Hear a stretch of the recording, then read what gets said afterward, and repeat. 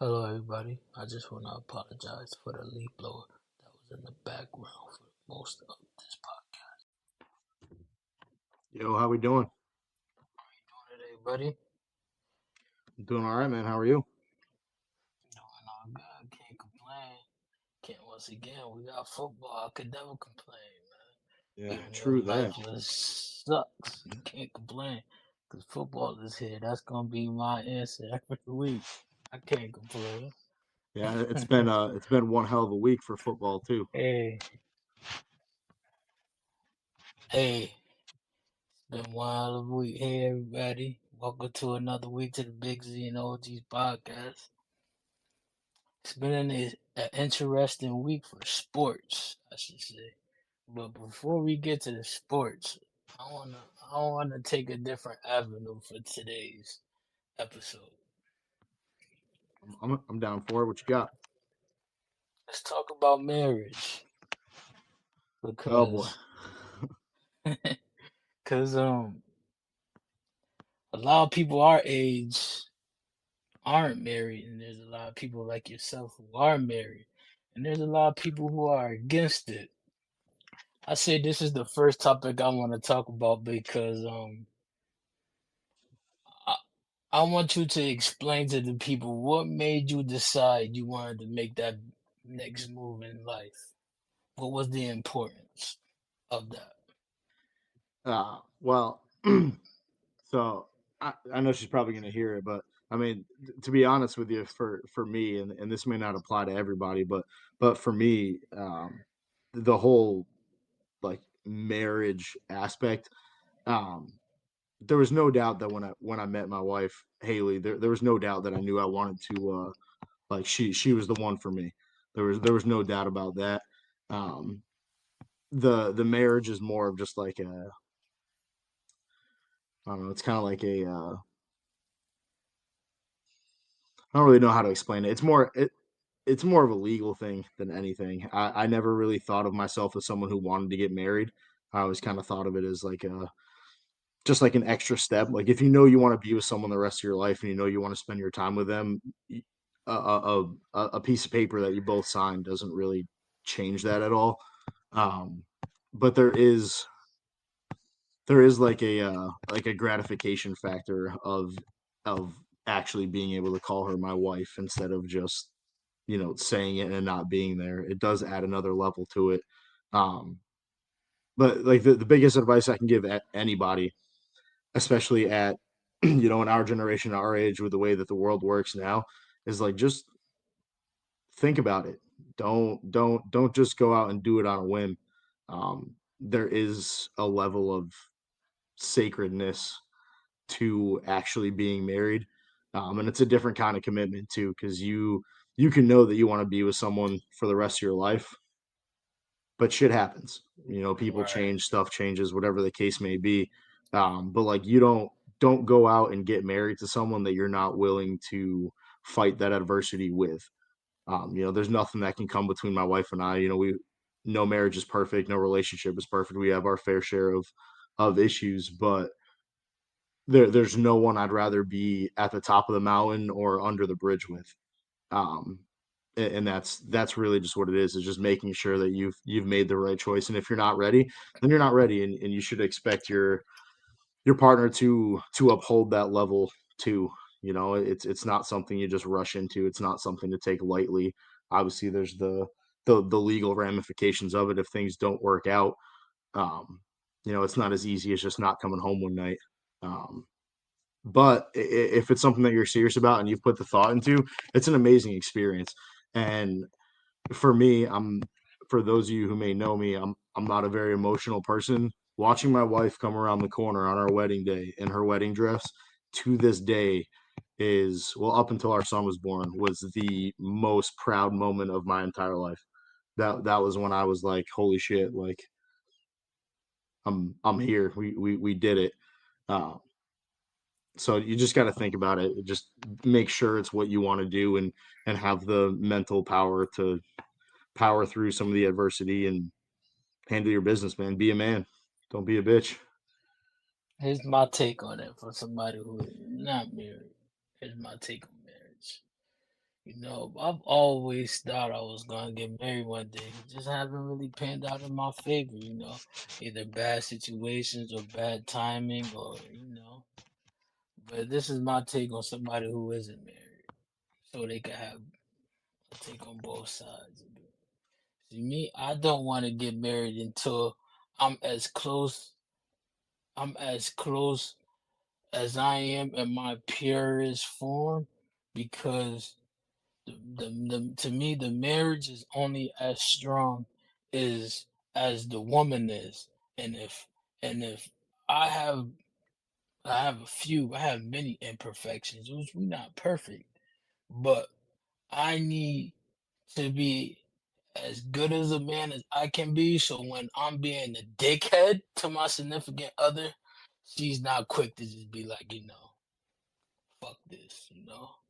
Because us as men, majority of us, we all sit here and we say women they are too emotional, but a lot of the time we are the reason why they're like that. By the way, how we talk to them or we wake up on a bad day. Not everybody gotta have a bad day. Those are some of my imperfections. So for me to get on one knee, I have to be confident enough and I gotta be sure of myself that my imperfections won't leak into that marriage. Because sometimes I have bad days. We not perfect. Some days I'm not thinking about my significant other. I'm not thinking about other people. I'm thinking about why I'm mad or why. Like for example, right? A few years ago, if that loss against the Eagles last week, everybody would around me would have felt that. I've calmed down more. It's just a game because I love the game so much. But I would have treated everybody like shit just because my team lost. you know. Oh no, So. I get that. I've definitely been the same way. And I mean, even still to this day, there's like that Arizona loss. It was like a strict "don't Oh talk to me" yeah, for 2 days at least while I process this. No one's safe at that point. yeah. You But know, that's where like the relationship side of it comes in though, and like that's why like you can't rush into it. I mean, my wife and I, we were together. I think we were together 3 years before we got engaged, and then 5 years by the time that we got married. And we had our ups and downs throughout that time, and we had basically tested each other to a certain point to really make sure that we could handle each other's things that happens. Obviously for me, like kind of like you said, as a man, for me, like I'm more controlled in my emotions, in which like I'm not going to cry or make a big deal over certain things. of Like, so course, of course. I still have to uphold my end of the deal. But the flip side of that coin is that, like, like you said, nobody's perfect. I have my moments too. I wake up on the wrong side of the bed. I have a bad day at work. I drop something on my foot the first thing I do when I wake up in the morning, and it can really derail me for the day. Hmm. But it's really just like working through those moments with your partner, and recognizing it, and doing better on yourself, along with working with your partner and being like, hey, like I'm just not having a good day today. Um, mental health is something that's Communication. really big in today's world, and that applies at work and at home too. Like everyone's got days where you just don't want to be bothered, and it's just about communicating that and getting it done. I'm gonna ask this, then we can segue into sports. Do you feel like you and your wife's communication has been better throughout the years, or do you still think y'all need progress in I think there's always progress to be made. I I think a lot of the process is kind of figuring out like not everybody's good about talking about things. Not everyone's good about like talking about their day or how they're feeling at the moment or things that are bothering them. And everyone handles stress differently. So it's really just about figuring out the ways that work because sometimes just sitting down at the dinner table one night and talking about things just isn't effective. People get Correct. defensive or people take things the wrong way. So it's really just having those moments like figuring out how your partner shows affection or how they want to receive affection, whether it's through gift giving or physical touch or things like that.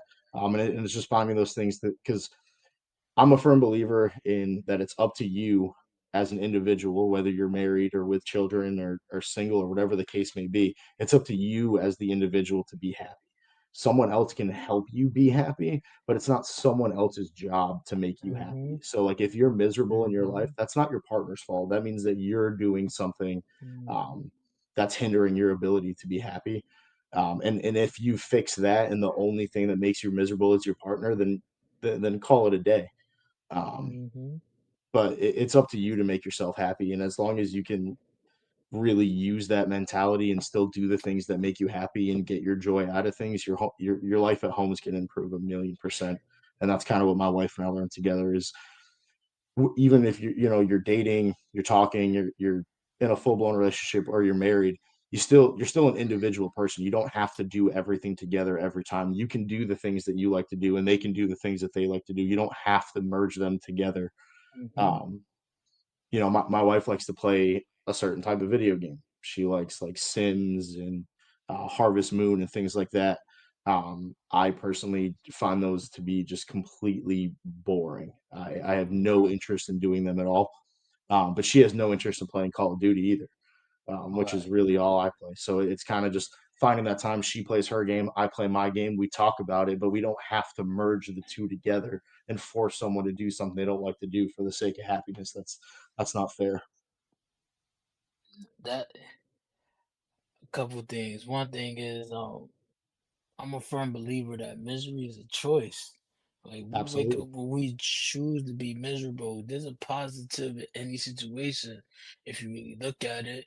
Because you may be in the worst situation ever, but there's somebody. For prime example, 2 minutes up the street, Vernon, Connecticut, there's homeless people Shout out to home. galore. you know, I'm home. Can't complain. Sometimes, when I wake up angry or mad or I feel like I'm miserable, I'm taking that choice because I'm not being grateful for the little things that I have. Therefore I'm being greedy. But there's some people out there who's positive who don't have nothing. So why can't I with the little that I do have? There is an extreme to both sides though. I'm not gonna lie. I do hate when I go into the grocery store and the guy behind the counter is just like super bubbly and happy and friendly because then I just sit there and be like, dude, That's nobody's that happy in life. Like you're either on something really, really good and I want some, or you're just faking it and you're faking it just a little too much. Like it's okay to be a little miserable, dude. Like everything's expensive, all sorts of shit's going on in the world. Shit sucks right now. Like I'm glad you're happy and like I'm happy in yeah. my own way too, but like nobody's that happy, man. Come on, we're fucking relax, all right? Mhm. You're working at Big Y at 17 years old, okay? Your life's not that good. I know it. Hey man, shout out to all the wonderful, great women out there, like your wife, like my significant other, who deal with us every damn day, through the Oh yeah, good, the bad, my the wife's a trooper, ugly. man. I am not an easy person to deal with. Listen. Some days I sit here and I be like, I don't know how the fuck she do it, cause I can't even take myself sometimes. But she do it, and she's my rock. She's my soul. She's my motivator. Other than like my food business and this podcast now and other things, like she keep me motivated because them days when I want to say fuck it, it only takes 2 seconds to look over and it's be like it's not just me. If I say fuck it, right? If I say fuck it, most likely she gonna say fuck it because she woman they look for the men as to be the leader, so they're gonna follow the lead. If I'm gonna be weak and they're gonna be like, what's the point? But if If I be like, we got this, even if I'm not sure if we got this, but if I let her me know we got this, then we all game. I think this how I put it. We could get through anything together. You know, it just makes life easier. So shout out to the great women out there who deal with our stubborn, annoying us men. I know we drive y'all crazy, and I'm sorry. It's just the men in us. Yeah, I mean, But I just want we to say mean I well. appreciate y'all. We definitely mean well. Just not. It just don't come out that way sometimes. All right, now All right, let's that get was a into nice the little nitty talk. gritty football talk All now. right, now it was an exciting little weekend, was it? Huh? Uh, You know, I you so know, we got to start off with some college ball. uh, It's a must. That's what comes first. well, I gotta personally shout out Michigan. I know I talked a lot of shit about them last week on the podcast, and I thought that they were going to lose to Penn State. Um, I that thought so team too. is something else. I wasn't a believer at first, um, Blake Corum, man, Blake Corum. I got it in the notes. but Blake Corum. that team, and like especially with all the shit that they have going on right now, all the drama and everything else that's surrounding that organization, to go out there and not have your coach on the field with you. Granted, he can coach them during the week, but to go out and play the way that they've played the last what the scandal, it's been out for what, 3 weeks now. Yeah. um, to go out and be able to kind of silence that noise and go out there and still do their jobs. I mean, you see professional teams that, teams in the NFL that can't handle when something massive happens in the media like that, and they all kind of get attached to it. And to see these kids go out there and still play their game, I mean, they haven't missed a beat. They haven't missed a What's your single take? beat. What's your take on the hardball situation? I think the NCAA is in a weird spot. I think that they have to punish him on pure principle, but you can't you can't take him away from the facility because you have no way to actually prove that he had anything to do with it. Um, and like the other thing is like I understand the cheating aspect of it, and it's kind of like Spygate back in the day. Like my biggest thing is like you can know what the opposing team's going to do, and this applies to any sport: hockey, soccer, football. It doesn't matter. You can know what the other team's going to do all day, but you still have to stop it. Mm-hmm. And the if you look at the games that they were, quote, cheating to play, those were games that they probably would have won anyway. Yeah. So what insight did they really have? I mean, and like they were spying, end quote, on teams that really didn't have anything to spy on. Everything was pretty cut and dry, and that was basically like the baseline standard of everything. Um, so I understand the NCAA has to do something, but This is my take on it. If you're gonna suspend him for every game, why is he allowed to coach in the playoffs if they don't ban Michigan? You know I don't why think let there's a him snowball's chance in hell that they ban Michigan. why why allow him to coach? It's almost one of those things like I don't think you did anything wrong, but we got to make an example out of you type Yeah, of and thing. that's why they don't let him on the field on game day, and that's just to Yeah. like for the other team's moral victory of like, oh, he's not here. Um, but like also like college football works differently than the NFL. In the NFL, like yeah, probably the head coach isn't allowed to be anywhere around it, but in college, I mean, Harbaugh's not just the coach of the Michigan football team.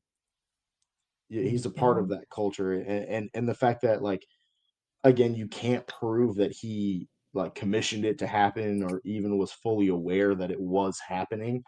Um, you can't really pin something on him, but you got to blame somebody. So we'll give him the soft ban. He can't be on the sideline on game days and stuff like that. But you can't.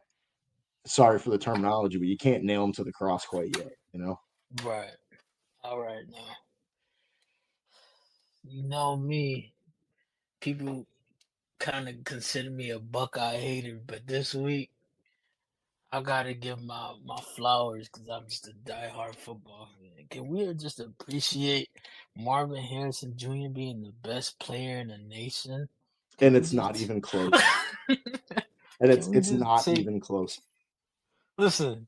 I was sitting there watching that game because I'm just browsing, especially I gotta be more in tune so I know what I'm talking about, even though I already basically do. Like I'm sitting there watching Ohio game. Okay, he got a rushing TD. Okay, he got that amazing second catch, but that third touchdown with the double move, I It was watched it by. nasty. I rewinded it like 3 times because it's not the way how he got open, but it was how he got open. The dude, if that was basketball, he juked him. He crossed him over. He broke his ankles. Oh Like he yeah, was he lost. made a prime example out of him. Yeah. I mean, you're talking about a kid that at this point in the season, he's got 1,063 yards, 59 receptions, and 12 touchdowns. You're not. You could stop every other aspect of that Ohio State team, but if you give McCord 3 seconds to throw the ball, you're giving up a touchdown. Do we have his case to win Heisman? What's that? I said, do he got a strong case to win the Heisman Trophy? Harrison Jr.? Yep. Oh, absolutely.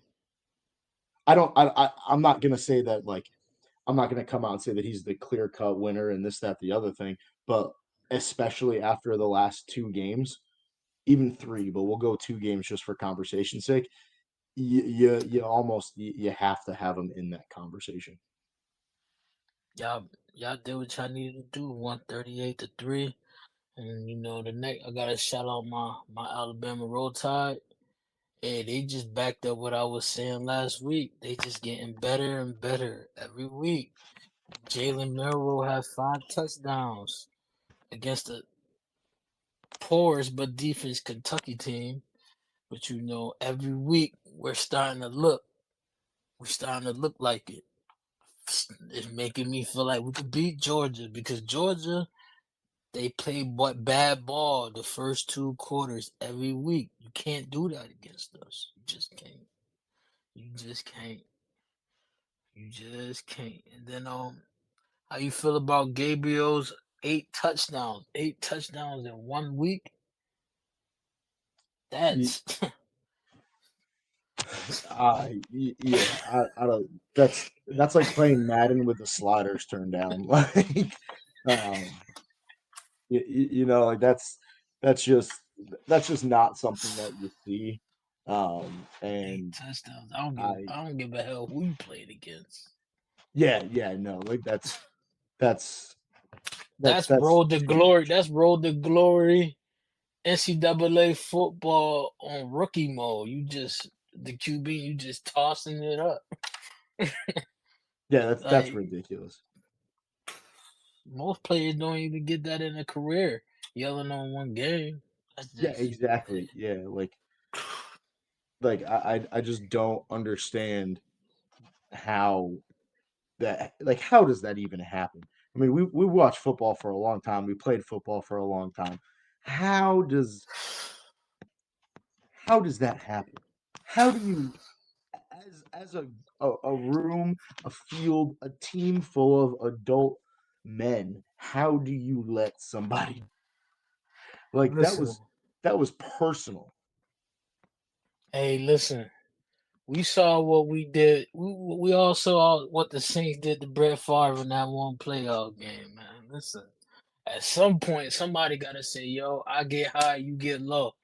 I don't condone injuries, but listen, my pride, my pride is too high for that. Listen, if I'm on a team where one player gave me 8 total touchdowns, I'm handing my equipment and say, "Coach, take my scholarship, do whatever you got to do. I can't play for y'all no more. This is pathetic." Like Yeah, we yeah, on no, that. I'm hitting that transfer portal right away. Like right away. I mean, yeah, he went what 23 for 36, 423, five passing touchdowns, Three 96 rush. 9 QBR, and then 11 carries, 50 yards, three touchdowns. Like Like, blow the damn whistle, dude. The fight's over. Like, Where the mercy rule at, man? We need something. Take you him know, out the game. I actually had an interesting conversation with somebody about the mercy rule in college football, and on a professional level, so like for the NFL, I could never imagine there being a mercy rule, but I could actually see an argument in which they would bring a mercy rule into college football. Um, at That's least as far as player safety goes. I mean, you look at some of these games. I mean, what we last week we had like a 63-3 victory. this is why I don't think they're gonna do it because they always put their backups in the third quarter. So Yeah, but that either way, you're really still running the risk of college athletes who most of which aren't even going to go pro. You still run the risk of those guys getting terrible injuries for absolutely nothing. There's no victory in sight. There's no nothing. I mean, if you're up 5 possessions at the beginning of the fourth quarter, I think you should be able to call the game, yeah. Then we or at got least take a Washington. vote. If they want to play it, play it. But if they vote to just end it there, then just end it there. Then we got Washington with another. They probably got the most impressive schedule to me. They don't beat Colorado when they was all the hype was on. They beat USC. They beat Oregon. They just beat Utah. They're gonna beat Oregon State. They're gonna beat. I think they already beat Washington State. Like they've been beating ranked teams after ranked teams after ranked teams, and that team is explosive. They got probably one of the best running backs in the nation. Their their wide receiver crew is just deep, and then Michael Penix, he just sits there and just makes every throw. Yeah, I but just don't. the problem is that like you look at them and you go, okay, all right, they beat Oregon. All right, they beat Oregon 36-33. Okay. Then they play USC. They beat USC 52-42. They allowed 42 points from USC. Okay, that's a problem. Okay, then they go out and beat 18 Utah 35-28. Again, that's not a high scoring team. So to only win by one possession over Utah, I don't like they're going to beat Oregon State. They're going to beat Washington State. I mean, Washington State's 1-6. But hear Okay. me out though. Hear me out though. Right? They not winning pretty, but they winning. It's like, Yeah, you but know, their level of competition is like Washington's a good team. Don't get me wrong. And I said this last week too. Like they've played solid competition, but they haven't played anybody on that other level. Like they haven't played anybody at the college playoff level in which they're actually going to be able to beat. I mean, Washington goes and they play Ohio State, they're going to get smacked around. I don't know Georgia is going about, to I beat don't the know. brakes off of them. I don't know. I don't know. I don't You know. you Just think for that the simple, Washington comes out? You think that Washington can come listen, out and beat Bama? any team in the top 10, if you give Michael Penix a chance with 1 minute to go, I put my money on him. I put my money on him. I I promise just you, I put my money on him. He's gonna end up winning Heisman. You think so? I think so. It's a QB thing. There's only one wide receiver in the last so many years who won the Heisman. Only a couple running backs, and he's gonna win it. If they go undefeated into the playoffs, he's winning it. They're not going to make See it. me, They're not going to make it through the to playoffs. me, if I'm being biased, if they were to play Alabama, I don't think they'll get him in a position to win a game. I think we smoke them. I think they could beat Florida State. I know for sure they could beat Florida State. They already done beat Washington. I think they could beat Texas. It depending on what Georgia we're gonna get, they could give Georgia a run for their money. Fucking Ohio State still got QB problems to me. They just it's Harrison or Buck. Ah, you tripping, man? You tripping? It's Harris in the bus. See that's that Buckeye hater in you right there. Yeah, man. Buckeye hated till I die, brother, man. Yeah, I think Listen, Washington. So like listen. Washington at 5, they beat Florida State. I said that last week too. I think Florida State's an absolute sham. Um, Wait, before you go there, what's your top five power rankings?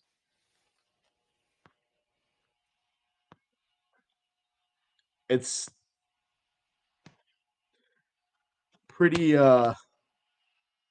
It's on par. The only difference is that as much as I have Washington at 4 and Oregon at 5. Yeah, my top five will be Ohio State one still, Georgia two still. Or actually, I had Washington at two, so I put Georgia at two, and I put Washington at three. Then I'll probably gotta bump Michigan at four. As much Down as I to don't 4, want huh? to, I gotta put them at four, but I don't think they're gonna be there. I don't think they're gonna be able to play in the playoffs. So by default, I'm gonna put Oregon at four. I just don't believe in Florida State. I just don't believe in them. I don't know why. I just don't believe in them. I don't know. They just don't impress me. Yeah, I But mean they they're there they're though. they're only there because Bama lost Yeah, yeah, and Texas lost because I think Texas is a significantly better team than they get credit for. yeah. They took a bad loss. They took a bad loss. I'm pretty sure the ACC championship game gonna be either it's gonna be Florida State versus Louisville or Florida State versus Notre Dame. They might beat Notre Dame, but I don't know if they beat Louisville. Louisville is a tough squad. Yeah, yeah. I mean, if they play Notre Dame, let's just call it how it is here. Notre Dame sucks, Yeah, Notre Dame is horrible. and like they're like, oh, they're 7-3, they're 7-3. They've played nobody. They lost to Louisville. Like, ooh, you beat They Navy. Ooh, you beat they Tennessee lost State. Ohio State. And like you No, lost to Clemson, Louisville, and Ohio State. Those are the yeah. only 3 teams that you've played. Like, okay, all right. You beat USC. USC's not impressive at all. Let's not forget, like USC almost sort of struggled with Colorado. And as much as I love Dion, Colorado fucking sucks. They one of the worst teams in the nation. They have phenomenal players in phenomenal places. They have a phenomenal coach, but 4 people and a coach don't win you games. Hmm. And Sanders is going to get hurt when he gets to the NFL if he plays the way that he does in college. Sanders gonna be a backup. That's what's gonna be with Sanders. Shallow isn't a NFL safety to me. And Shador, yeah, he can make some of the throws, but come on now. Is he a starting QB in the league right now? I don't even see Caleb Williams starting in the NFL. And Caleb probably better than Sanders on some Speaking of Caleb metrics. Williams, shout out to the coolest draft system I've ever seen in Chicago to go out there and beat Carolina and they get a better draft pick because of it. It's fucking genius. They get the number one, two pick most likely. You think that they go Caleb Williams, Marvin Harrison back to back? I don't think they go QB. I don't think they gave it up. I don't think they gave it up on Fields yet. I think if you have the number 1 and number 2 pick in the draft, you kind of have to, um, because they do need an offensive line. But I don't think there's anybody in that draft that you're going to take 1 or 2 overall for the O line. Maybe use it as a maybe trade it away on draft day and try to get like a vet in there on that O line. This is what they about to do. Trade for Tyron Smith. He's available. You can have him. What they gonna do is they about to sell their draft picks. That's the Chicago thing. They're gonna sell both the draft picks for equity. Nah, nah. There, Marvin Harrison Jr. is going to be a Chicago Bear. Mm, It is going to happen. you think he going number one? Uh, If Caleb Williams declares he's gonna be number one no matter what, no I matter don't think how so. people feel that way, he's going number one just because of the mystique of this dude. He's a project card. I He's think another I project still I card. still love that reference.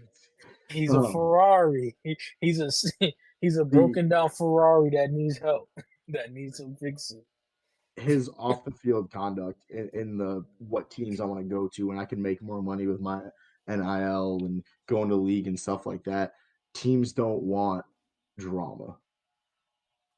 They don't want that. That's the reason why guys like Tebow and stuff like that didn't make it in the league. Tebow had the ability to play at a professional level. It's just wherever he went, so did every camera, and teams don't want that around. Um, so I think he hurt his draft stock. He's going to go top five. There's no doubt about that. But I don't know if that first pick means something to a lot of teams in the league. And I do kind of think you're right in the aspect that I don't think Chicago has closed the door on Justin Fields yet. So I think that depending on what happens and who's going to get moved around, I think there is a chance that Chicago sells off that first round pick, gets multiple picks throughout that draft and maybe a couple players. Um, and then they use the second pick and they get Marvin Harrison. They give Justin Fields an O line. They give him an elite weapon, and then if he still continues to struggle, then they abandon ship. They keep Marvin Harrison, and then they pull somebody else in. You don't think DJ Moore elite? No, I think he is. It's just he needs somebody else. Yeah, because Mooney is not it. Mooney is not it. He's trash. If you listen to this and you're a Chicago fan, I'm sorry. Mooney sucks. Hey, well, Chicago got an okay defense and they just running off of an okay running game. Justin Fields when he's out there and DJ Moore. They I, gave up. I I mean, will give Darnell Mooney credit here, though. He is an absolute terrible route runner. Mhm. Terrible route runner. But he does have hands. Did you see that catch? The one he made on the sideline? But hear me out though. How often is he getting open though? Yeah, Well, he yeah, no, giving Michael that's the area Gallup that he sucks vibes. at. But I'd rather have a receiver that has lights out hands that can't run routes than somebody who can run the best routes but can't catch the ball when I throw it to them. You know, you That ready was, to? I mean, think about Dez. Dez was not that good of a route runner, but Dez could catch everything. So Romo didn't have to be accurate to a fault to throw him the ball. Put it near him, and he's going to get the damn ball. That means a lot to a quarterback. Nah, I can definitely agree with you there. You ready to segue to the big boys? I'm not going to lie to you. I don't even want to talk about the Frankfurt game. I mentioned the Oh catch no on the no no sideline. no no no no no no no no no no. We gonna go with your idea. You gonna highlight two AFC games, and I'm gonna highlight two NFC games this week, and then we gonna run off the scores of the rest of the games. So for the AFC, um, just because I am that guy, and for you Buffalo fans, I'm sorry, this is probably going to get personal. Y'all suck. Okay, the Buffalo Bills are garbage. You have one great player on your team by the name of Stephon Diggs, and you are ruining his career. Please Hold let up. him go somewhere Let else. me stop you right there before you go on. I just want to say, shout out to Josh Allen for being so ass last night. He won me last night because Stephon Diggs only put like 7 points on me. I appreciate you, bum.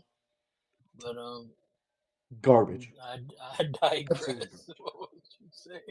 And then they come out this morning and they fire their offensive coordinator like he's the problem.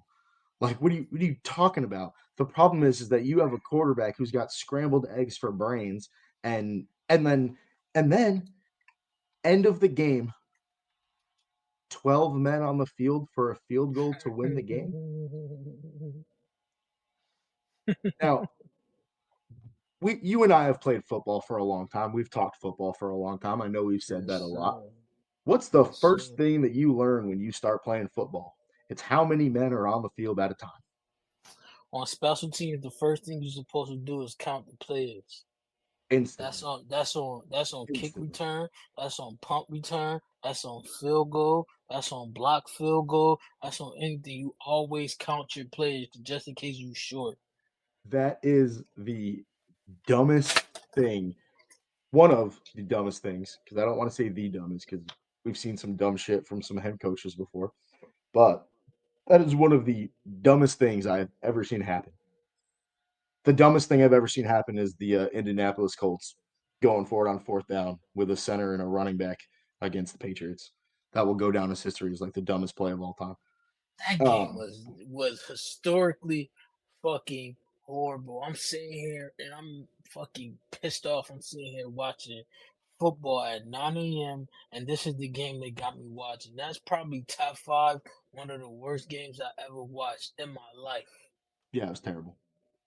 Um, so yeah, the Bills Broncos game, I the Bills just suck. The Broncos aren't good. Russell Wilson's washed. Listen, That's it. Denver. I'm gonna give Denver the respect. They're starting to figure it out. They not winning the division and they not really a threat, but they're starting to figure it out. Russell Wilson isn't the athlete he once was, but he's making the best of what he is today. You know, he's not a great passer anymore, but he is decent at running the ball. Javante Williams, great back, but Jerry Judy, bust. I'm sorry, you a bust, man.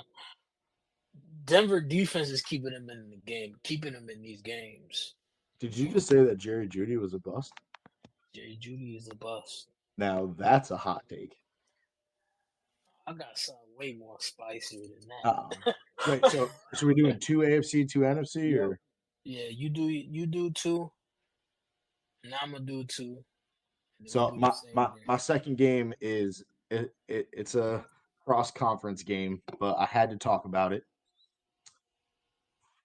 The Jacksonville Jaguars. What the hell are y'all doing? That team. Now I get it. Okay, San Francisco. They had the 3 game losing streak. And their egos were hurt. They're coming off a bye. They had some injured people. Blah blah blah blah blah. Okay. Now, as a Cowboys fan, I don't have a lot of room to talk because that score is more respectable than the one that they put on us. But Jacksonville, what are you doing? That was one of the sloppiest. Like, it wasn't even like they just couldn't score. They just looked terrible all game. Zero bright side. Zero bright side at all. I am happy that Christian McCaffrey got his streak broken. Not a big McCaffrey fan. They was trying so hard to get him It was that they gave him the last ball time. on like 7 straight Yeah, plays or something like that. yep. They went for it on fourth and everything while the game was over. They tried. Um, but like I mean, dude, Trevor Lawrence 17, 29, 185, 2 interceptions, sacked 5 times. Now, don't get me wrong, San Fran's defense is good, but I mean, Hey, Christian Kirk, 6 receptions, hear 104. me out. The next receiver on the team, 2 receptions for 28. Hear me The out. Ernest Hear me out. Johnson, I don't even know who that is. Hear me Calvin out. Ridley, 2 for 20. Hey, we need to call Eyewitness News Channel 3 because we need to put out an Amber Alert for Calvin Ridley because I haven't seen him since he was gambling.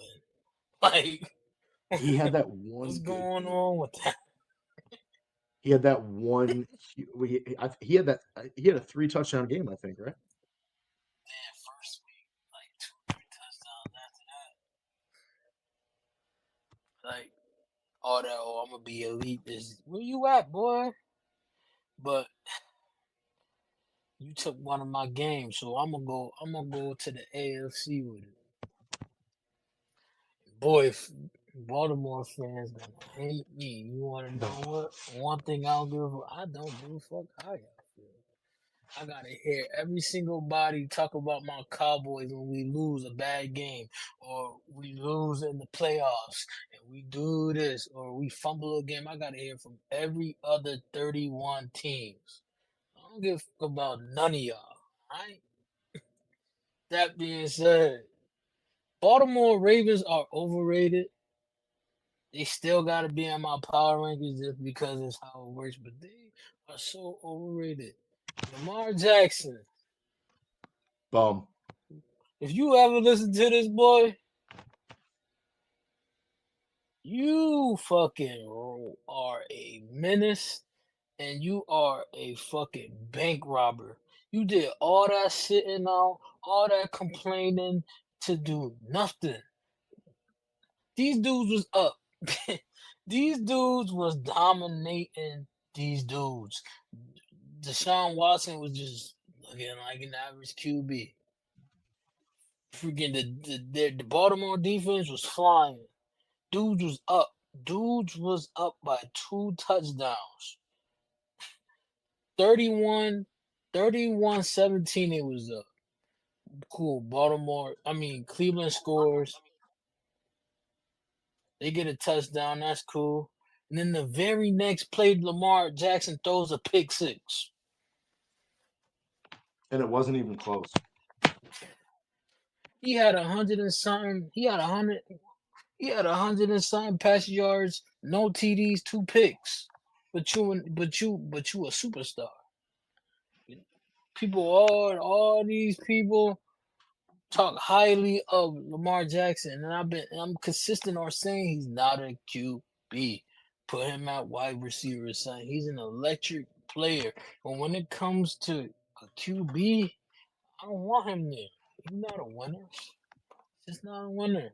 Shout out to Cleveland defense though. That defense is scary. I'll tell you what. Cleveland defense is who I thought the Dallas Cowboys defense was.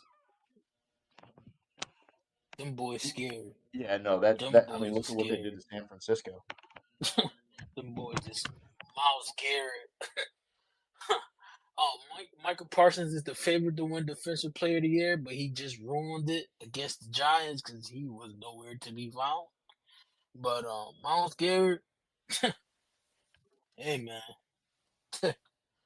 that man, he single handedly beating teams. He single handedly beat San Fran. He single handedly beat the Colts. He single handedly damn near beat the Ravens. Mm, Parsons is still better though. Now imagine if they had Chubb. That's tough.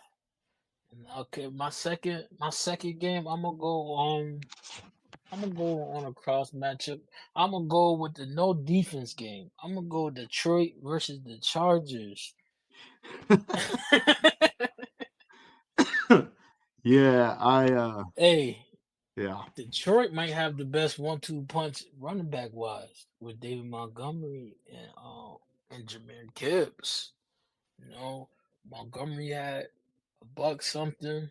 Jameer had 100 all-purpose yards, and Jared Goff just get the job done.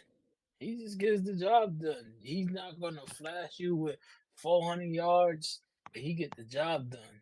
And the Chargers, man, listen. Remember last year when they got Khalil Mack, they got J.C. Jackson. We like, oh my gosh, this defense gonna be scary. Abysmal, horrible, terrible. Derwin James. You got all Eric Kendricks. You got all these great players, Derwin James is washed. and just don't do nothing. Derwin James, he go out there thinking he's Sean Taylor. You can't be Sean Taylor. First of all, you can't be Sean Taylor because to me that's the greatest safety to ever play. No disrespect, Avery. No disrespect, Troy Polamalu. No disrespect, Ronnie Lott. all the greats. But to me personally, I'm biased. Sean Taylor, man, I still watch his videos every so often. Sometimes I tear up because I still remember when I found out the news he died. I was in motherfucking ninth grade, Spanish class, and that broke my heart. Yep. That man was a dog. There will never be another Sean Taylor. And two, you can't hit like that no more. The way he hits people, you can't hit like that no more. Yeah, that head hunting mentality. I mean not Cleveland, the Chargers just fired their defensive coordinator, I believe. And they thinking about firing Staley. They should have been do that, but they don't want to do that because then they're gonna put Kellen Moore at the head coach, and you don't want to do that. You don't want It Kellen might Moore not be there. that bad of an idea. But Detroit, they're nice. I can't wait to play them. We play them in like 6 weeks. 6 weeks from now, something like that. Yeah. I think we're gonna beat them. But shout out to Dan Campbell. Shout out to Dan Campbell got them boys playing. And I'm gonna just do another one, a quick one. How about them Houston Texans, man? CJ Stroud is the best quarterback in the league as of this moment Listen, right now. Noah Brown, 171. That I'll boy's say it over. again. CJ Stroud at this moment in this season, is Just double the back best quarterback in the league. and to double back to what we said last week. Joe Burrow, he's a good QB, but he's not a great one. That team also sucks. He makes some horrible reads sometimes. He makes horrible reads sometimes. And like Houston's not that good of a team. You're right. They're an average team. They're gonna win that division. That's the crazy part about it. Like it breaks my heart that Carolina won that game. Like that was like when Winston and Mariota went 1-2, and then Yeah, Tennessee played Tampa that season. yeah, Um, and the wrong team yeah. won that game. But see, like CJ Stroud is just phenomenal. That clear cut rookie of the year. Oh, for sure. Now let's run down these games real quick. Carolina Bears game. The Bears won 16-13. I just got a quick question. Is Bryce the problem, or is that organization just terrible? The People be clowning Bryce Young, but to me, I don't feel as if he's the problem. They haven't gave him the weapons and the online to succeed. They gave him an old ass Thielen, and that's about it. What is he supposed to do with that? Miles Sanders is a bum. Yeah, oh yeah, hands down. I really wish that they would have, if they would have kept DJ Moore as a weapon for him. I, the, I don't know. I don't Can't I, blame him. Maybe I it's the don't Alabama in me. I just can't blame him yet. I just can't. I I want don't to see think him with he's some that good. players. I don't think he's as bad as he looks to be, given the 1-8 and everything else. Like he just doesn't have anyone around him. They don't have a good defense. They don't have a good O line. They don't have a good run game. They don't have solid receivers. Um, like they're just not. They just don't have much to work with. Um, so I mean, there's um, really. I mean, look at his receivers. Chark Jr. Okay. They have Marshall. Chenault, but he's not active. Yeah, you got Marshall. I mean, they got Thielen. Thielen, but Caden Hurst. Like, you know, yeah, bunch of bum, like bunch of average ass people who's supposed to be on practice squad. like there's nobody on that roster that you're like, oh damn, I really have to account for them. I mean, again, like Thielen, what 4 years ago, maybe, um, and they don't really have anything. Um, defensively to really. I mean, they got Troy Hill, J.C. Horn. Like they have a decent secondary, Yeah. but they got Von Um, Bell. But again, like you're looking at they got guys that. Xavier Woods. But now the problem is they have the potential on paper to have a great secondary. J.C. Horn can't stay healthy. C.J. Henderson he haven't done nothing. Yeah, I mean They they got have the Justin people Houston, there. Deion Jones. Like they They have they got players there. Thompson. They got Shaq Thompson. They got players, but they just haven't gelled together. You can't forget about Brian Burns. Brian Burns, one of the best pass rushers in the league. It's just it's hard. Then And you like gonna he's also got skip. Andy Dalton backing him up. So like it Yeah, they could be doing worse. yeah. There was now next game. We just gonna quickly say the Colts beat the Patriots, one of the worst football games I ever seen. And that face expression Bill Belichick made at the end of the game, I felt that. I Yep. felt that. And now they want to fire him like he's the problem. Hey man, not my problem. Only thing I gotta say, I'm happy to see them doing terrible because yeah, I'll take Belichick. hey, shit, I'll take Belichick. Shit, shit. Put DQ at head coach and put Bill Belichick as the DC. We not losing. Super Bowl. You got the Steelers versus the Packers. The Steelers won a semi impressive game against the Packers. They finally started to figure out how to use Najee Harris. Other than that, I He mean, looked good. he looked real good. Him and Warren, nice 1-2 punch. They still don't know how to give Pickens the ball, but it's okay because they got Kenny Pickett. What more can they do? Their defense is good. Their defense is always going to be good. And the Packers, all that's about Jordan Love. Jordan Love trash. Oh Jordan yeah. Love trash. Um, Christian Watson was the product of Aaron Rodgers. Like, I'm tired of people saying Aaron Rodgers suck. Aaron Rodgers do not suck. He just don't win the big ones. And I can name a lot of people who don't win the big ones. Like Ben Roethlisberger never really won the big one except for what he do win two Except Super for the Bowls. two big ones. But Yeah. we could say that for Eli. Like you know? And Eli did it as a wild card team. That means something. Yeah. You know, we already covered the San Fran game. The Vikings dodged Josh Dobbs. Tried to tell you, hey, they beat the Saints. I got a hot take on this game, but I'm gonna wait to the end on that. And then you got Buccaneers, Tennessee. Buccaneers beat Tennessee 20-6. Nothing to really talk about. You got Cardinals beating the Falcons 25-23. Told you about Kyler. Kyler, you may not like him as a person, but as a ball player, he alright. It's the Falcons.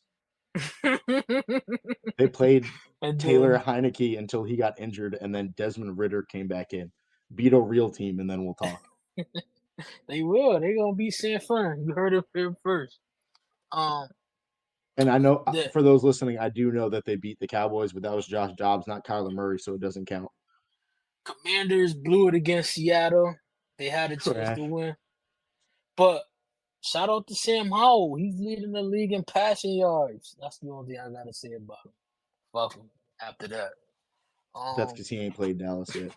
and then but we historically I was just telling my cousin earlier, we historically lose to them motherfuckers in Washington, so we should see. Um, you got the Raiders and the Jets. Nothing to really talk about. Shout out to Josh Jacobs. He helped me win this week. That's about it. And that's this week.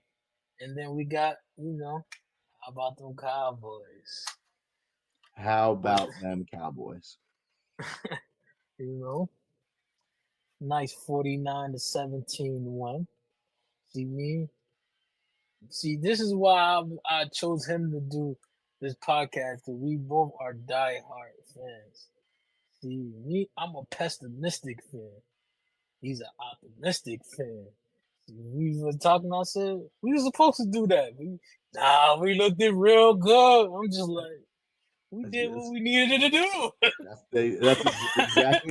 exactly. And like, yeah, I think 49-17, and that game could have been significantly worse. I mean, we went for it on Listen, fourth we down could on have. the first drive and punted on the second drive. This game could have been Yeah, 63-10 if we really yep, tried. yep, yep. Beat them. Okay, now they are the Giants. Okay, Yeah. that does count for something. They're with a third string quarterback. I had to look him up. I didn't even know who he was. I had to look him up too. I don't even know where he played football at, to be honest. But this is still a professional football team. Yeah.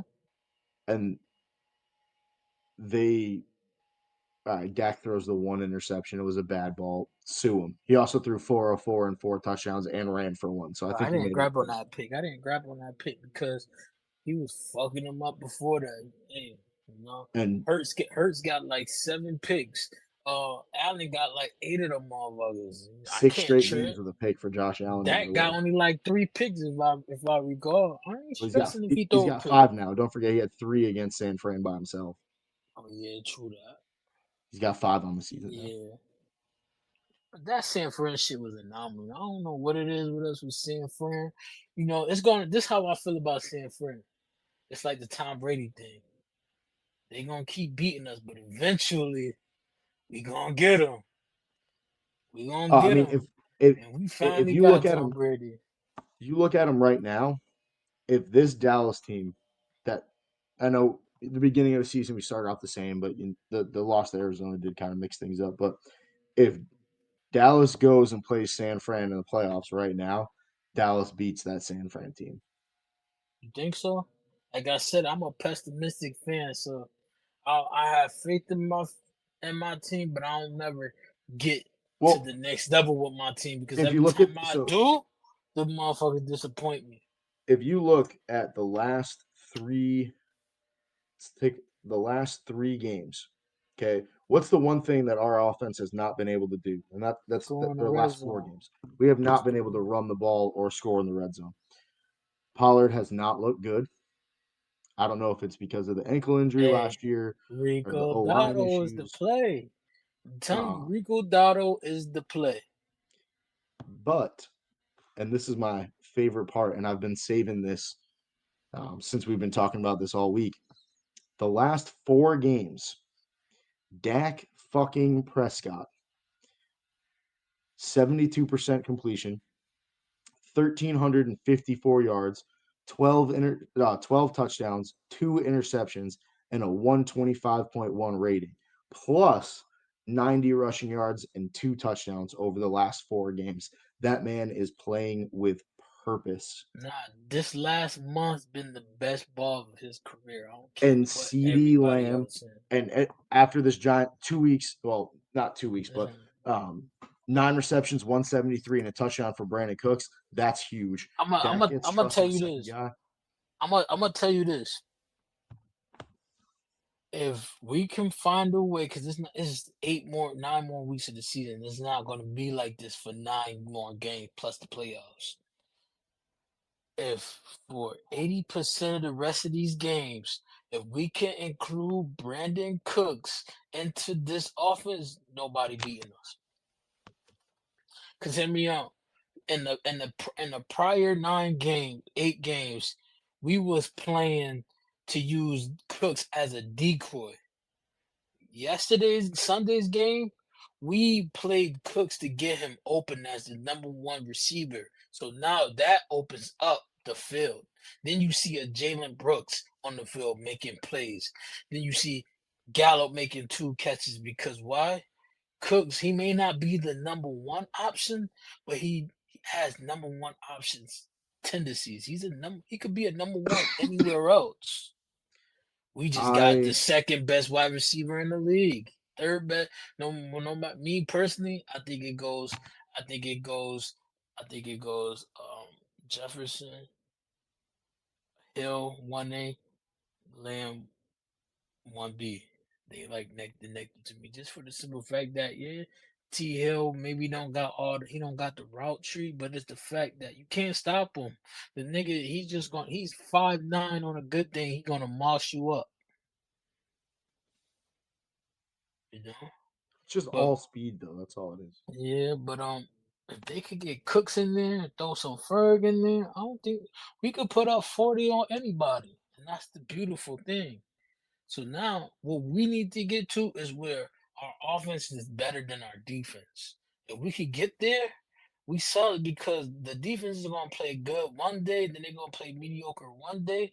But if the offense go back to when Jason Garrett was the coach and our offense was the number one, was number one in people forget our offense was ranked number one a lot of years in the past 10 years. Just our defense was flaky. See now, if we could mix that decent defense with the offense, man, who's stopping us? It's the penalties that I want to see stop, man. Some of these penalties have just been Still, yeah, they horrendous. very undisciplined. And shout out to stopping. They stopped. We are historically a bad run defense. We stopped Saquon. Sometimes I Dude, forgot Saquon when was they out went there.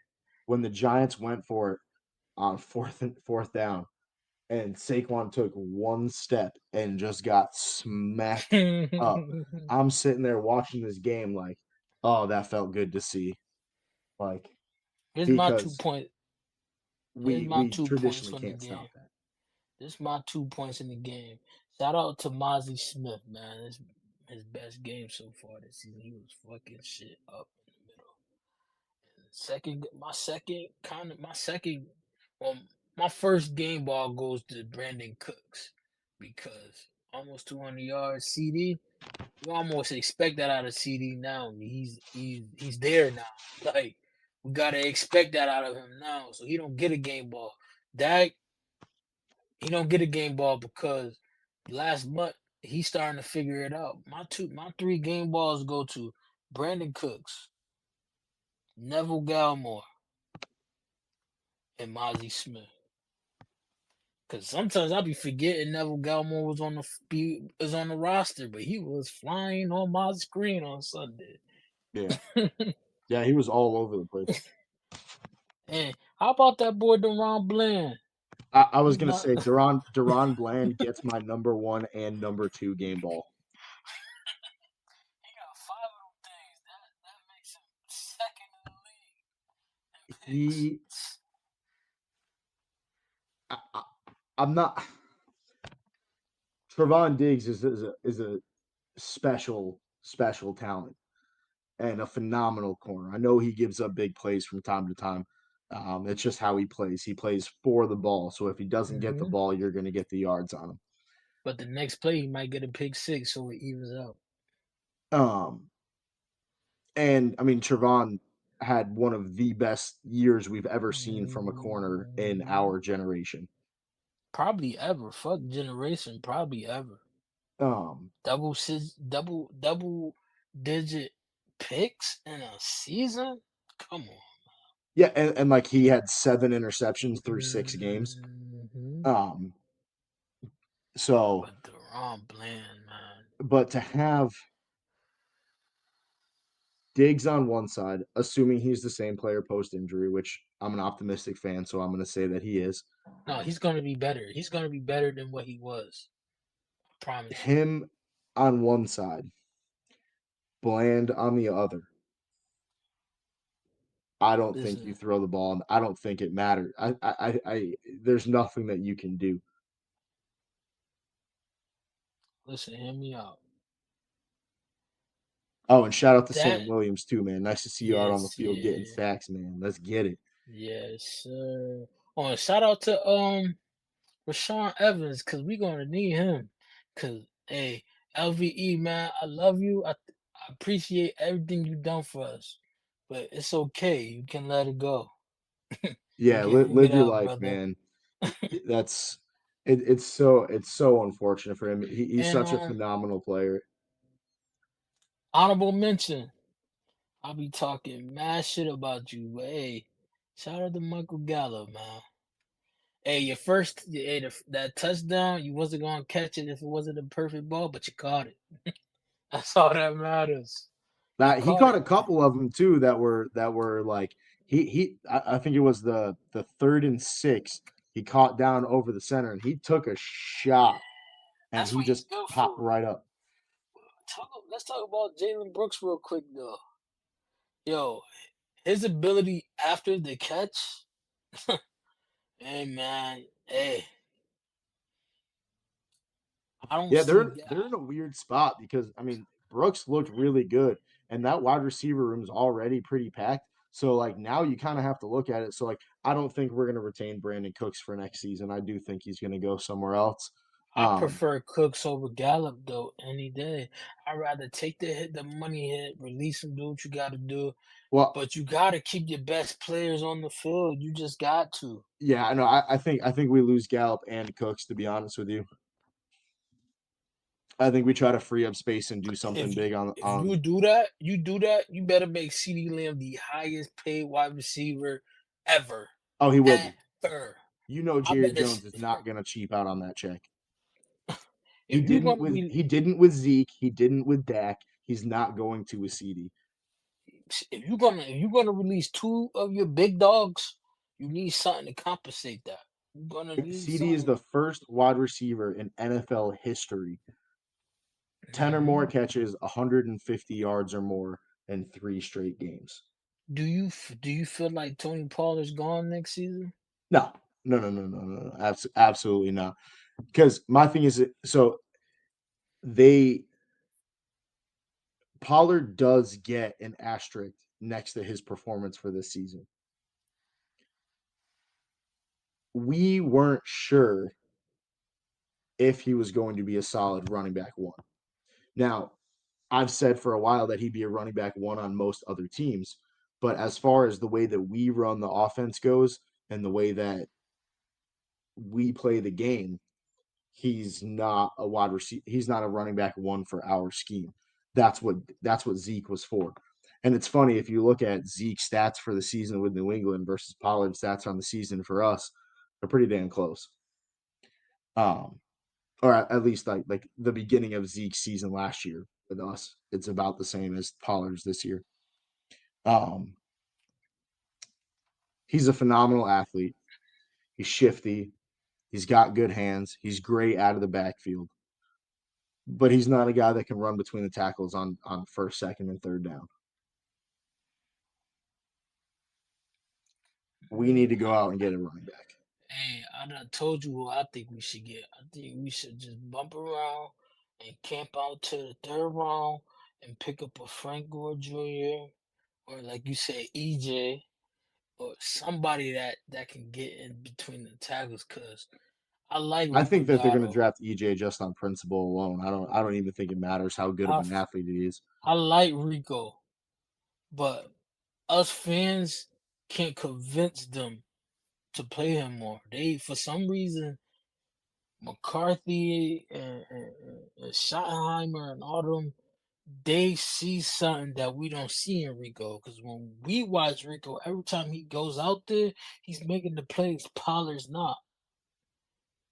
Can we also all agree that as cool as it is, Deuce Vaughn is not a professional running back? Hey, I've I've had to accept the fact like 3 4 weeks ago. Like he's got a really cool story. He was a great college player. He's gonna He be a brings hell a of a certain special flair to the teamer though. game. He's gonna be Maybe, one hell of a special teamer. yeah, I'd like to see him run some punts back. I bet you that Yeah, motherfucker's hard to he could be tackle. like a Brian Westbrook Yeah, like or who is Darren Tavon Austin? Sproles. Yeah. But like he's not a running back. What's your But yeah, shout out to the Cowboys. Hey man, we just gotta stay resilient. We got the Panthers probably gonna beat on them another 40 ball. But shout out to the because these are trap games. A la like the Cardinals game, we typically lose. We typically lose these games. Shout out that we, you know. Dak said, "Fuck all that." The boys said, "Fuck all that." And we got the dub. All right, now what's your power rankings for the week? So uh, I don't want to. I cannot stress this. But the record says says it all. You gotta put them En- number one. You they number one until they get beat. They number one until they get beat, and they might get beat. Don't they play KC this week? yeah. Or no, they Um, play Buffalo. They play Buffalo this week, I believe. as much as I shit on them earlier in the podcast, I'm still going to take Buffalo. Let's go, Bills Mafia. Um, so yeah, Oh yeah, oh yeah. I'm a Buffalo fan for sure. at I'm one, every it's other fan. Philadelphia. Yeah, Um, two, I have Miami. I don't like it. I know record should stay otherwise. Um, but regardless of what I personally feel about their talent pool, they're incredibly hard to stop, and most teams don't have what it takes to stop them. And so I have Miami at two. I have Cleveland at three instead of Baltimore because Baltimore's fake, and that Cleveland defense is strong enough to hold them down for everything. Um, Kansas City, and then San Francisco. I have Dallas at six just because Dallas has lost to two of the top five teams. Um, I can't push one of those guys out to put Dallas there. I do think in a heads up game, Dallas wins, but um, yeah, that's my five. my top five is number one fucking shithead Philly, and then two I got Cleveland. Just just gotta have them. They got the best defense in the league. They're my sleeper to go to the Super Bowl. Um, Cleveland. yeah, defense Oh, wins champ. Defense wins championships. Defense wins championships. I don't care about these 40 balls. I'm an old head. I sleep, breathe, shit, eat defense. Man, listen, some shit just never changed. Defense win championships. I got Cleveland number two. I got for the third spot. I gotta have KC. Four. I'm mixed between Baltimore and Miami. I'm gonna go Baltimore because I just feel like Miami's people starting to figure them out. And number five, I got Detroit. Detroit sneaking in there. Yeah, my power rankings for the week. Maybe they going to. Hey, hopefully Philly can lose this week so I can drop the motherfuckers down because I'm sick of them motherfuckers. I'm sick of the fans. Sick that these niggas keep finding ways to win. Yeah, fuck Philly till the day I die. Yeah, Philly's a hard one because like I try to give them credit where credit's due. I just hate them so much that I can't do All that. right, week 11 pick 11 week 11 picks. Who we got? Oh, you got the Bengals and the Ravens 30 Thursday night game. Who you got? Dude, the I'm gonna have to go Baltimore. I I'm think gonna go Baltimore Cincinnati too. Cincinnati just is not it. You got Pittsburgh versus Cleveland. I'm not again, I don't want to, but I'm gonna have to go Cleveland. I think defense for defense, it's gonna be good, but I think that Cleveland offense has just a slight advantage over Pittsburgh. I think Cleveland get their revenge on Pittsburgh. Um, Raiders versus Dolphins. Dolphins is fucking No, smoking these oh yeah, characters. Dolphins are gonna put up 70 again. You got Chicago and Detroit. Detroit Detroit, and about it's not even to. close. You got Tennessee and the Jaguars. Bounce back game for Trevor for 4 touchdowns. I believe it. Chargers versus the Packers. Both horrible teams. I'm gonna give the edge to the Chargers just because you don't see Herbert have rocky games back to back. Just to split the difference because we've been agreeing on everything. I'm gonna go with the Packers just because of that. The Cardinals versus the Texans. You already know where I'm going. I'm going Kyler Murray's way. I'm going Arizona all the way. Nah, 24-17. nah. CJ Stroud's gonna show that little hermit what's up. Dallas versus Panthers. I got 52-10 Cowboys. Say 24-17 because that's the type of game that we play against bad teams The when we Giants have to versus win the on a Co- last drive touchdown. Yeah, that's true. Giants versus the Redskins. I'm gonna root for the Giants just because, like, if the Redskins can take another loss, it'll help us in the grand There's scheme of things. And Giants have no shot, there's so let's go, G-men. there's no way in hell Commanders is losing to the Giants. Hey, Buccaneers versus the 49ers. I'm I gonna got go San Tampa, Fran. man. I'm gonna go San Fran. I'm You got I'm the I'm Jets. I'm gonna go Tampa. You got the Jets versus the Dolphins. Jets Bills. Oh yeah, you right. Jet Bill, you right. I read that Um, wrong. I'm taking the Jets. Listen, listen, listen here, motherfucker. Just I'm gonna root for y'all one more time. Don't disappoint me like I did Sunday night. All right, I got the Jets. 17-13. Jets. Let's go. You got Seattle versus the Rams. And they're in I got LA. I got LA. Matt Stafford coming back. They're gonna get that offense rolling. I got the Rams. I'm gonna take Seattle then. Yeah, All right, the Vikes versus the Broncos. That's actually kind of a good game. yeah. It's at a weird time. It's a 5:20 game. Yeah. Um, I'm gonna have to take Denver. I Mm, just don't. I hate Josh Dobbs. I don't know what it is. I just hate him. The dude's like super. He's an astronaut. Like he went to college for like astrophysics. Like the dude's super freaking smart. I just hate him. you I just hate hate him him. he tore us apart. He did not just beat us. He tore us the He's been fuck. on like 5 different teams in 6 months. Like That being said, though, I'm liking Denver. I'm liking how Denver flowing right now. I got Denver. And for the game of the week, Monday night, um, got the Eagles versus the Chiefs.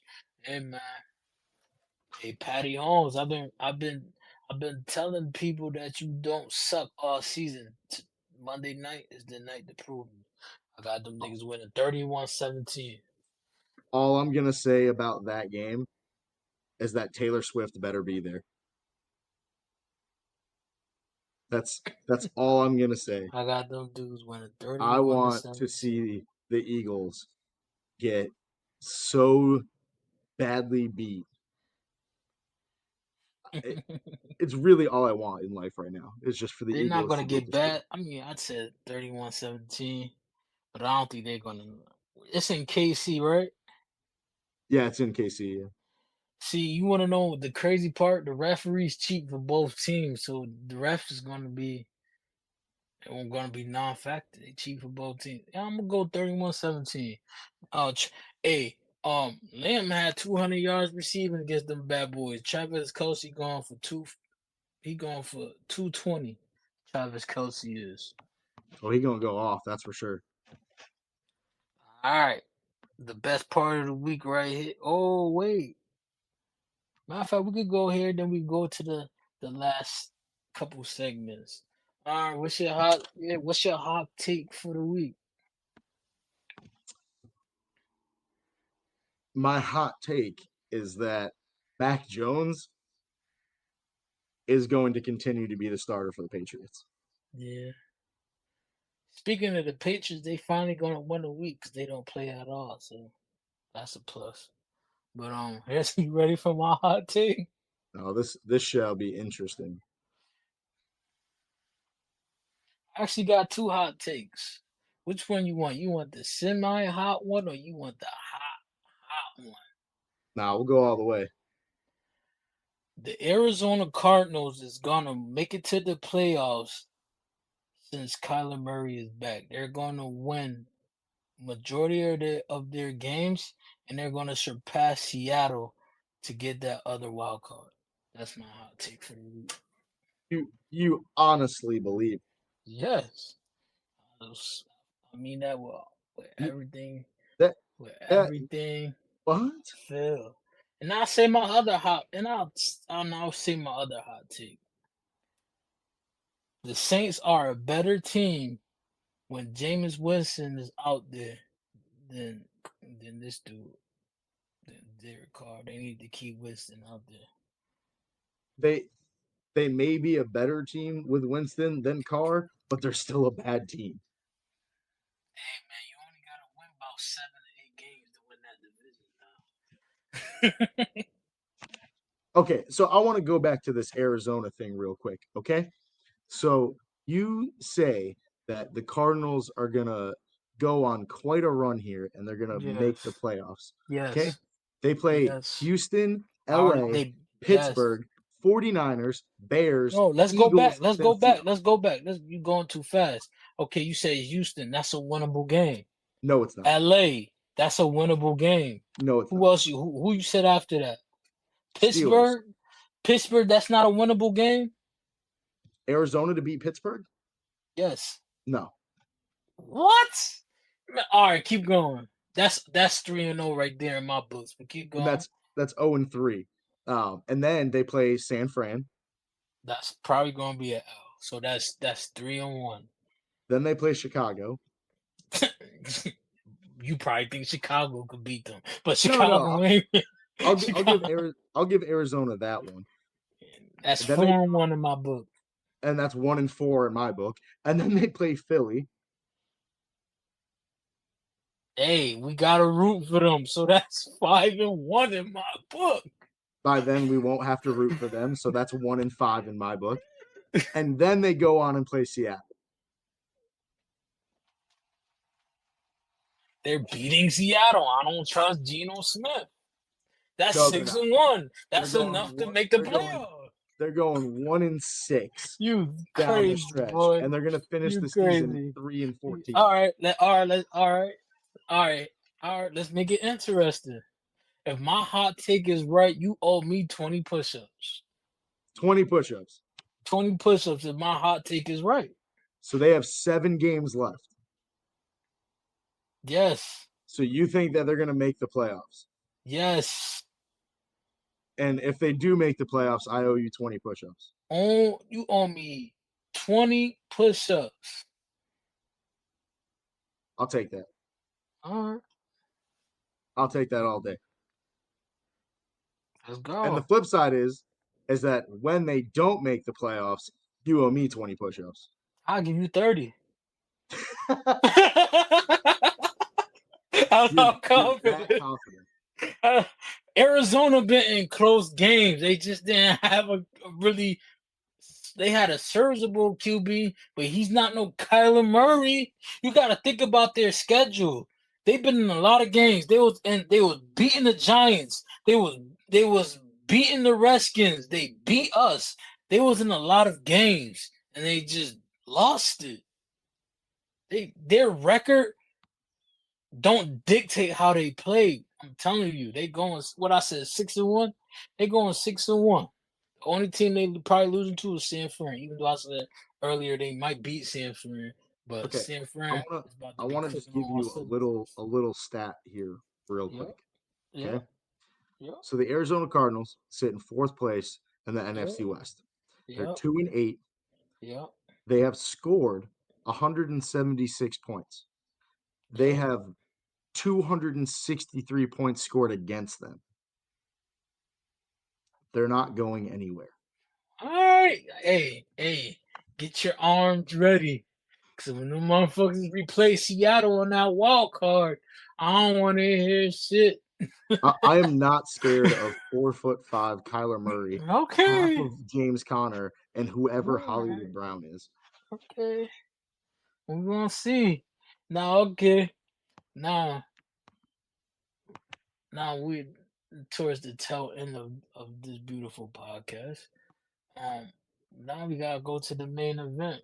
What you presented me yesterday, and I said I gotta sleep on it. And anybody who's listening to this, you can give us some feedback too on both on these last two. You, I'd like to hear y'all feedback. All right. Yesterday you asked me, is Dak an all-time great? And if he is, where do he fit? An And then I all-time asked Dallas you, great. yeah, Yeah. and I asked you the criteria of quarterbacks of all time. Quarterbacks, he got to be up there. We only had so many QBs, but all time, I can't put him there yet. He's on the second team. Can't put him on the first team yet. Can't. I just can't. I just can't. I just can't.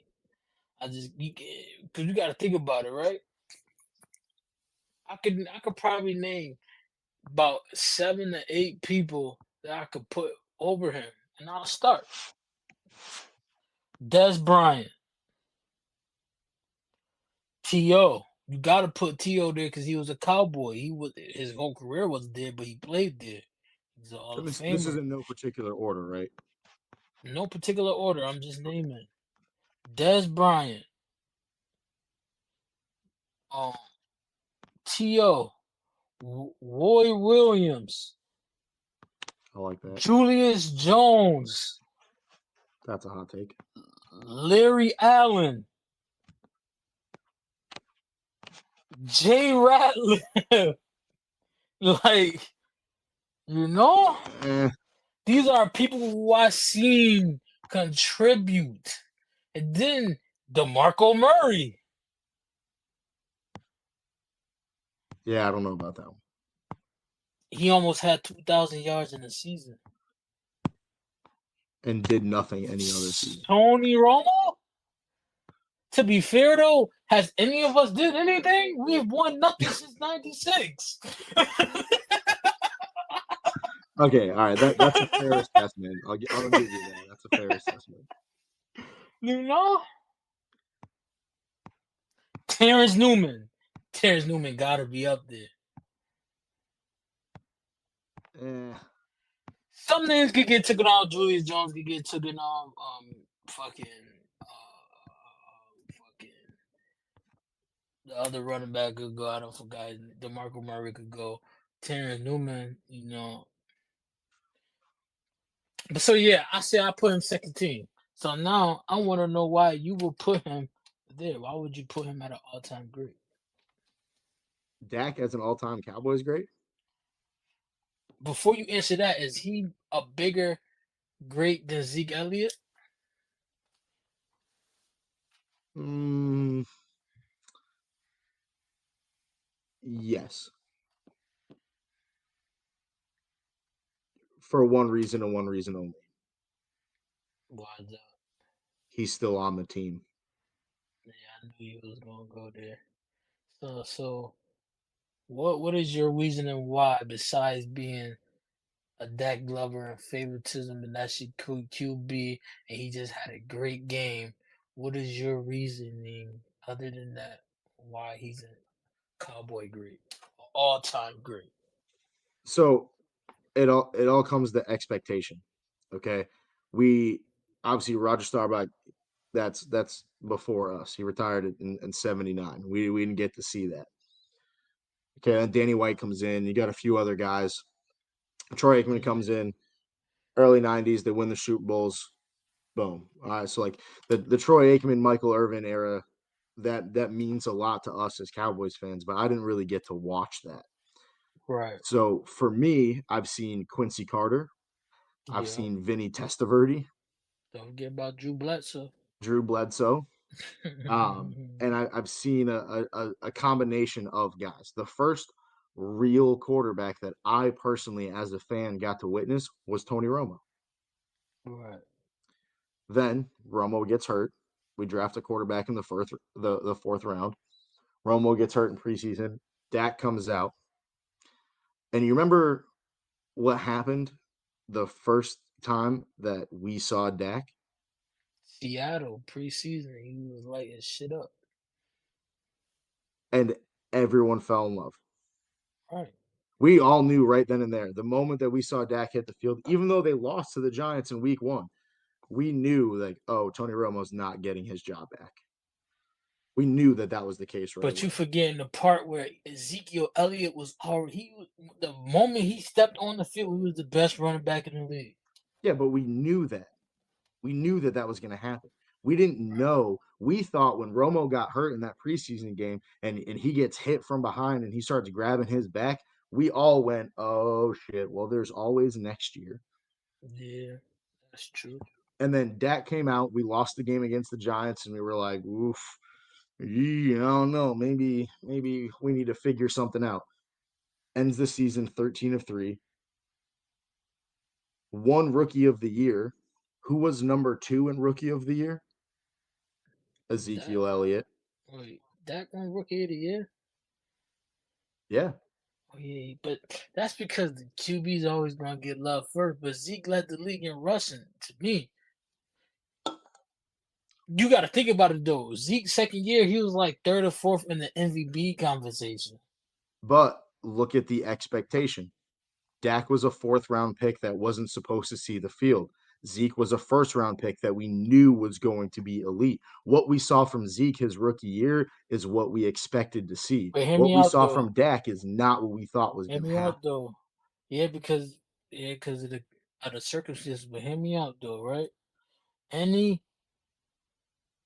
any diehard football fan knows that no matter where Dak was going, he was gonna be alright. He took a unranked bum ass Mississippi State team, and at one point they was number 2 in the nation until they lost to Alabama. And Starting I to still talk call like bullshit on yo, that game. and yo, I just said it on a limb, yo. I hope we draft that Prescott. And the only reason why he went so far in the draft because he had off the field problems. He had caught a DOI or whatever, you know. And I was honored to get him, but I didn't think he was gonna get on the field. But in retrospect, you had no choice though because Romo was having rib problems for years. From the moment he broke his shit in San Fran that one game, his shit wasn't the same since. Dak probably had the best rookie year, one of the best rookie years that we've ever seen come from a quarterback. Because you got to the Ben Roethlisberger run that bitch as a freshman, so one up. It can't be the best. Ben Roethlisberger went out there as a freshman and beat Seattle in the Super Bowl. Well, his season wasn't as impressive, though. Yeah, His regular season, at least. And again, the expectation. I hear you. So But that's why I think but on the flip side of that, of the pessimistic side of me, who I love Dak, but I ain't sold on Dak. Same thing. I love Tony Romo. I wasn't sold on Tony Romo. My thing is right. The expectation, yeah, he surpassed that. But it's like, how many times when we needed to count on Dakota Rain Prescott has he felt us short? More than he did what he needed to do, but he fell short. Like Philly, he did everything he needed to do. We just fell short. We can't say nothing about that. But there's been plenty of times where we needed him and he wasn't there. yeah, but then there's also been plenty of times where he has been there. You can't win them all. But you can't be the reason why you lost, though. That's part of being a Granted, quarterback. granted, QB, you get all the blame, but we all know certain people just don't get the blame. Like they shouldn't get the blame, but they're gonna get the blame because they the leader. But there's been many games where Dak Prescott was the reason why we fell short. And that right there is why I can't put him or Romo in the all-time great. I put Romo above Prescott, but when we talk about all-time greats, I can't put Romo there because there's been plenty of games where he shot. You know how many Thanksgiving games Tony Romo single-handedly ruined for us? You know? So Only yeah, because he's the quarterback, though. yeah. So I put him in my second string. Let him give me about Give me 2 to 3 more playoff more wins, and then we could really sit back and be like, So are you taking Troy Aikman over Tony Romo? I'm not putting Troy Aikman in there at all. Well, I'm just saying, if you're the head coach and you look at your quarterback room and you've got Troy Aikman and Tony Romo sitting in your I'm quarterback taking room, Tony Romo. I'm taking Dak Prescott over Troy Aikman. I'm taking damn if I'm gonna tell you this, if Quincy people talk like about Quincy Carter, but if he didn't have oh, don't drinking say it. You're gonna break. problems, Don't break my heart. if Don't he break my didn't heart right have now. drinking problems, he would have been a monster. Oh God. Oh God. Am I wrong? You're dead wrong. You're. This may Am actually I be the most wrong? wrong you've ever been. Am I wrong? Yes. I'm not saying he's elite. I say he would have been a monster for what we just needed a quarterback. You know, So Jamarcus Russell has a better record in the NFL than Quincy Carter. hell no. I don't know if that's true or not, but it sounds like it existed. Hell no. Quincy Carter, I like the Quincy Carter as a young pup. He's had a. Am I taking Quincy Carter over Troy Aikman? No. Dude, I'm taking the 42-year-old Vinny Testaverde we got over Quincy Carter. You's a nut. You's a nut for that. So, Oh, dude, seriously, Quincy Carter. Oh my God. Quincy Carter, man, he had potential, man. What do you mean he had potential? You don't know because he had drinking problems. He was out the league and got fat in 2 seasons. We don't know. But what I can recall as a kid, he was a starting QB for a reason. But I digress. Are you taking Tony Romo or Troy Aikman? Um, I probably have to go with Romo. Um, I think it's just more of a complete game player, and like if Okay. you look statistically speaking, Troy Aikman was not. He wasn't Um, even all that. he He was not averaged all like that. a $150 game. Like he got to the Super Bowl because he got to the Hall of Fame because he won Super Bowls, not because he was a great QB. So Um, last topic of the day. What is your Mount in all time? What's your Cowboy Rush on Mount Rushmore? I'll give you mine first. No so particular Mount order. Mount Rushmore meaning four people. See me, I'm stubborn, so I do five. I do Five. five. Uh, Just five people on my Mount so Rushmore. My so five, my my five. I'm gonna go first. I'm gonna go first. My yeah, five do in you no think? particular order: Emmitt Smith, Tony Dorsett, Ted Lilly, Roger Staubach, um, Michael Irvin. That's my five. I like it. Nothing too crazy on there. I can live with that. What would be Um, yours? in no particular order, except for one of them. Emmett Smith has to be number one, just because my son's name is Emmett after Emmett Smith, so he's by default he wins. Um, Michael Irvin, Emmett Smith, Deion Sanders, because I he's was the thinking greatest about football putting player of all time. I was thinking about putting Larry him up Allen there. and DeMarcus Ware. Mm. You wanna hear something crazy? I was just doing some research, like the top 50 Dallas Cowboys. They got Deion Sanders at 21. It's disrespectful.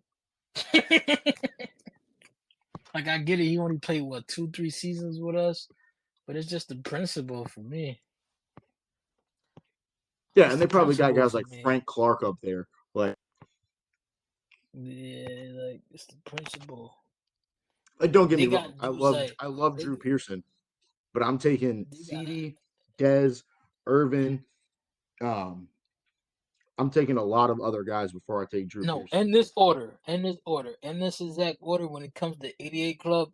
It goes CD Lamb, Des Bryant, Michael Irvin, Drew Pearson. Yeah, it just goes And in I'm reverse not. chronological order. Yeah, I no disrespect to Michael Irvin. Just Des Bryant. Des Bryant was at his apex. Mm, mm, mm. Now, of the three, of the triplets, the Troy Aikman, Emmett Smith, Michael Irvin, as far as a pure natural athlete goes, Michael Irvin was the superior of the three. Oh, for sure. But who was the most important? Emmett, For sure. absolutely. You could have put. I mean, if Joe Kelly was the starting quarter or Jim Kelly was the starting quarterback for the Dallas Cowboys, he wins 4 straight. Listen, you could put Boomer Theismann at QB for the Dallas Cowboys. You could put Phil Simms out there. It don't matter. We're winning. Yeah, and like that team was a pure example of what they're gonna do, but can you stop it? Hmm. So Hey man, I just wish we was old enough to really enjoy it because I was a baby. You was a baby. Like we was alive, but we yeah, I think don't recall it. I was like 2 years old when and during the '96 Super Bowl. I was three and a half. I was like three and a half Yeah, actually. three and a half. I wasn't even born yet when they won in '92. Yeah, yeah. I have no idea. Having to watch it on tape and stuff. Yeah. That's when they're like, "Oh, you guys just hold on to your glory days." And hey, man, as far as I'm concerned, I've never seen them win. So Hey man. That's why I'm optimistic. Oh, I'm pessimistic and you optimistic. That's why we mesh well. Yin to the yang, man. We can't always think alike. And oh, that's what I mean, makes I've it. been a for the baseball fans, I've been a diehard Red Sox fan my entire life, and my grandfather was the same way, diehard Red Sox fan his entire life. My grandfather died at 92 years old. Never got to see the Red Sox win a World Series. I've seen it 4 times. So there's hope. I want to see my team win. I've seen my basketball team win. I've seen my hockey team win. I've seen my baseball team win. I need to I don't get one. physically We gonna get see one. my football team win. We gonna listen. When we win one, it's not if, but when we win one, everybody gonna have to block me for about 2 months straight because I'm going to be screaming. I'm gonna be telling everybody about themselves. I'm gonna buy me a fucking crown because I'm gonna feel like I'm the one who won the shit. Oh yeah, I'm gonna be petty. Oh yeah, I'm gonna be like, where's that same energy at? Keep that same energy. Hey, Oh, hey, the day that we win the Super Bowl, we might have to do a live webcam podcast because we gonna have some shit to say, and we ain't gonna talk about nothing about fuck everybody. It's gonna be a fuck you episode. just episode titled "Get Fucked." Yes, sir. But yeah, I like to do this thing before I close it out. I want to give some type of a motivational speech before we get out of here. This week's motivational speech, I just want to let everybody know. Listen, don't bust your ass. Don't kill yourself trying to be perfect. Don't judge yourself for who you was yesterday or a week ago or a month ago. Shit, don't even worry about who you was 10 years ago. What you should be worrying about and focus on and doing what you need to do to be a better person for yourself, for your kids, for your significant other, for your parents, for your friends, anything. Whoever you value, make the necessary adjustments to better yourself for an hour from now, tomorrow, next week. We don't on in this podcast over here, Count on, we don't give a fuck about your past. We don't give a Don't fuck give a about shit. your past. What you are today and what you are tomorrow and what you're striving to be tomorrow, you could be fucked up tomorrow. We still don't care because we not perfect. There's people who succeed at 50 years old. That age don't mean nothing to me. Oh, I can't go back to school. I'm 30. Fuck that. Go back to school. Oh, I'm too scared to get this job. Fuck that. Go get that job. I'm too scared to chase my dreams. Fuck that. Chase your fucking dreams. Listen, most people know that I got a food business called Grill Iron Stadium. You know, I didn't start that until I was 27 years old. I'm 31. Yeah, I went to culinary school and all that, but I didn't start chasing my dreams. I didn't start figuring out who I am until I was 27 years old. Like, take that as you want. You can take it or leave it. So I just want y'all to say, I love y'all, and I just strive to be a better person for you, but for you first. Because if you ain't doing nothing for yourself first, nothing else matters. Because if you helping out your family or your friends and your kids first, and not worrying about yourself, you want to know who's gonna be miserable? You. And you know who gotta live in your own skin? You. All right. It was a beautiful, beautiful, beautiful podcast. Till next time. See y'all next week, Tuesday. And I just want to appreciate everybody with the feedback too.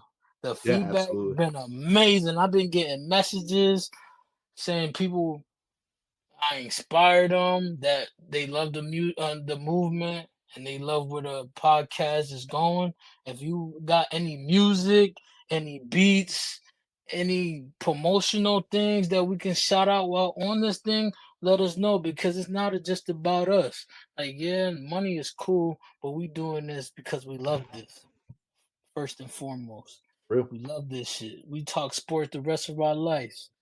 If I could listen, if I could not go to work and make money and chase my dreams, doing this right here with my man, guess what I'm gonna do? This right here. You Yeah, why know? do anything different? You know? We just striving to get there. We just striving to get there. But before I close out, I got a question for anybody. If y'all still listening, I got a question for you guys. In the comments, and I'm gonna be reading, and I'm pretty sure Kyle gonna be reading. In the comments, jot down your top 3 favorite movies. Oh, we're doing movies next week, huh? Yeah, I Ooh. challenge y'all. I challenge y'all, and the best top 3 will get mentioned next week. How y'all like that? I will shout y'all out and everything. All right.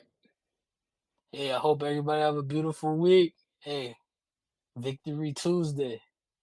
How about Yeah. the Cowboys? Hey, God, just want to say, man, I love you, man. Hope you have a blessed week. You too, buddy. See you next week. Peace out.